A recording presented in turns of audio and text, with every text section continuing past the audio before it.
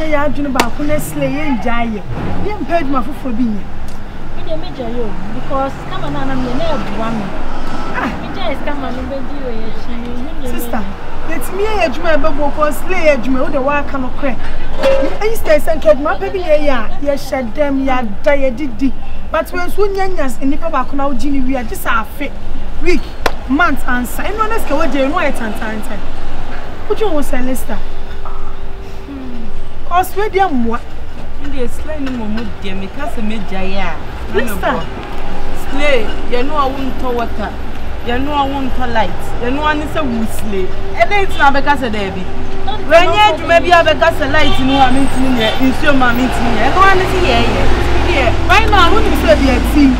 You are sorry for fears and bear my hair painting. You better be a wall. Says, oh, she didn't so be a shell anyway. It is Ankejuma Peppy. He said, man inside online near the Atonka, Robert will be watching. A good idea. Ah, sister, and I am a last. Minyaska, met him go off a man your mouth online, you craft phone and one on my tongue. Oh, no, snapping, darling, wow, snapping, what's up?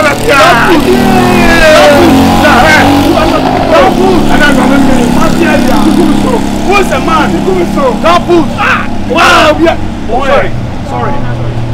One more. Now, put some with the mamma. Why? Ask what to say, ask some with the mamma. Obama wouldn't be saying. Obama show. Obama in the Casca. The Casca, born.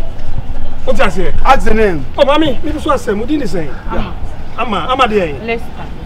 Oh, yeah. Do the kind of one sound. I'm a Lester. Yeah. Now, second one, sir. Mammy, feel free. Obama in the Casano. Skara! Ha! Nana miye! Guys! Nana! Ubenyinate! That's Nana! Ubenyinate! Nana, I love you, Nana! Dida Mempa ba, baby! But also the boss. Oh, boss matter. Oh! Social matter. Mama, a new branding. A new Fashion Nova. Fashion. A fashion brand. Fashion Nova. Yes, fashion. Mami. Fashion. As mommy can be a and get toy, baby, and I say, Mammy, because I depend on one to me for Anunka. No, I am assassin in your Mammy. I said, would you know when Monyanko almost when Munyaba Minister, Miss Home, able to make a baby. Mammy, Patron Fose. Madama. Franca. Oh, yo, that was me, no say Franca. Franca? Yeah. Franca? Yeah. Second one, swear. Third one, Ogoro. Mami, Kasani into what? Scanina and Kasa. Your friend is Debbie, aka the Dido. Hey, baby, do Debbie.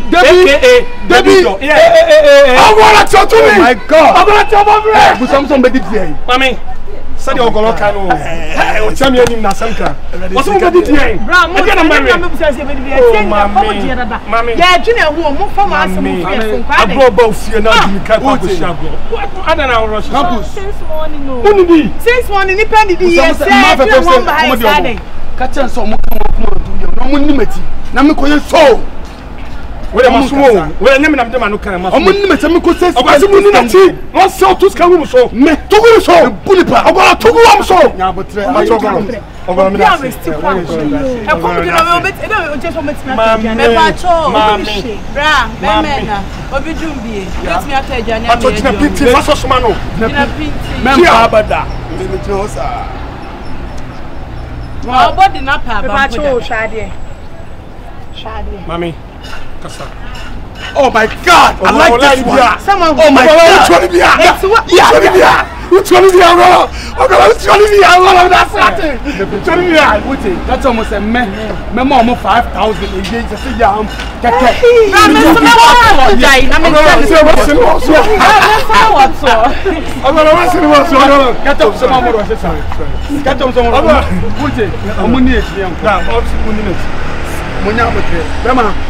see you. Oh, Deputy! Manpower there. Ogoro! To show! Oh, did you be a show? Won't follow me. Ogoro Patrol, you are sorry. But Udi, can't almost say. Yeah. Let me say to a lady said, a new style. I'm on Nina, Ogoro. That's a zero show, bottom. Anyway, yeah. So, Mama Mino. Some of my costume, anyone, why we are moving at the Dion. Zapiti! Pia, young call, ever far. Some men are making a man.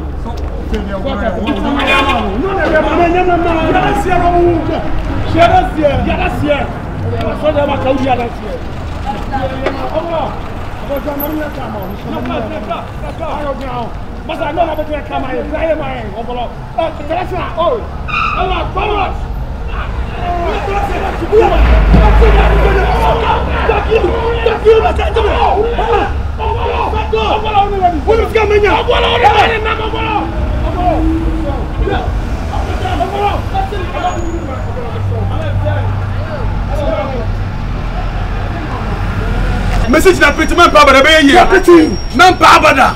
Mama dia ne no. That's it. Mama mu run na mu search. Me pa cho mo water. Oh, when you are nothing to man to say. I'm going to man, what's all more? Now, where? Come be fair. Oh, I'm ready.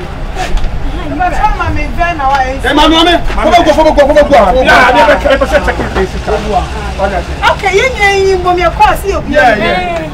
I'm so comfortable. Hey, my friend, I know don't want to mention your poor, make your karma.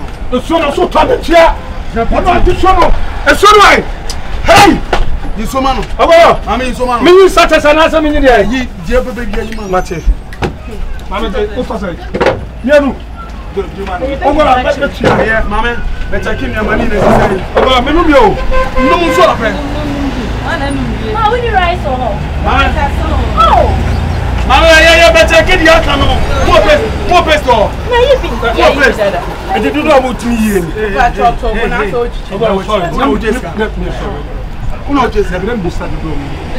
What's your face? Mama, what I say? 300 say. This is Canana.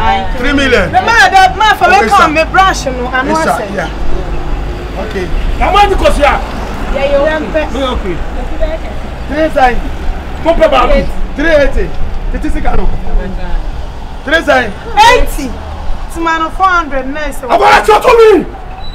Japiti. So when you are told that man monyam from me send you one did you na me sure what no sit here sorry you got one coco 380 papa na me sure no one can did you hey na me die da bi o ka so ma o agani do ma de 380 ene ma na me what am I so 380 na kuta na wani Why you talking? Say don't come out. Say don't come out. David don't come out na me minya. 380. Yeah, 380. Hey! Adai, Tabus. The woman is coming. I phone man. Oh my God. Sitting. Please. Oh, man, no phone so. You ask me. Oh, David, let me. Oh, mommy. Oh, baby, say, oh, mobile money. Some baby, send me mobile money. But for money, you can't. I was salon. I come mobile money. I come back now. Fear anyone. Oh, scout no, not there. Campus. Come on, money. Oh, never. Mommy. Me catch am say akoye nya ne so fa so na munim se me catch. Mommy, o say as a 3 campus. Ogo mommy nyo som na.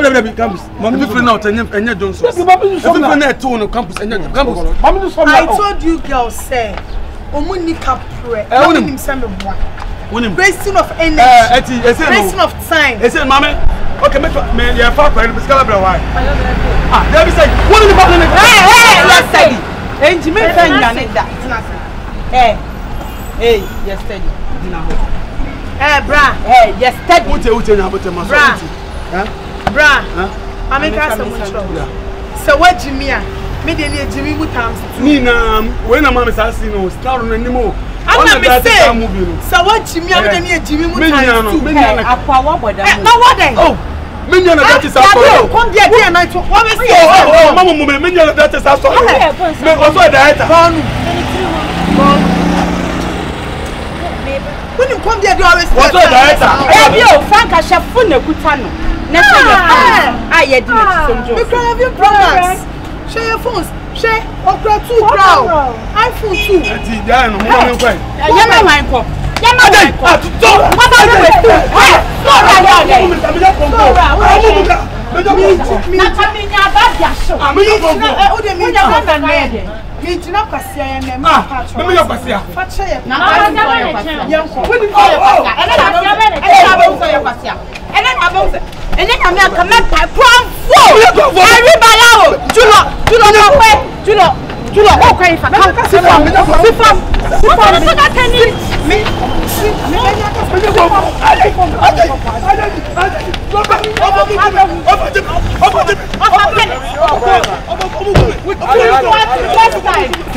Say, this is Ghana 3 million. The man for me come me branch no anu ase. Okay. How much cost ya? Yeah, you okay. 3 sign. Pop about 380. This is Ghana. 3 sign. 80. It's man 400 nice. About to me. Japiti. Oh, Mr. yeah. So, you're not going to Yahweh.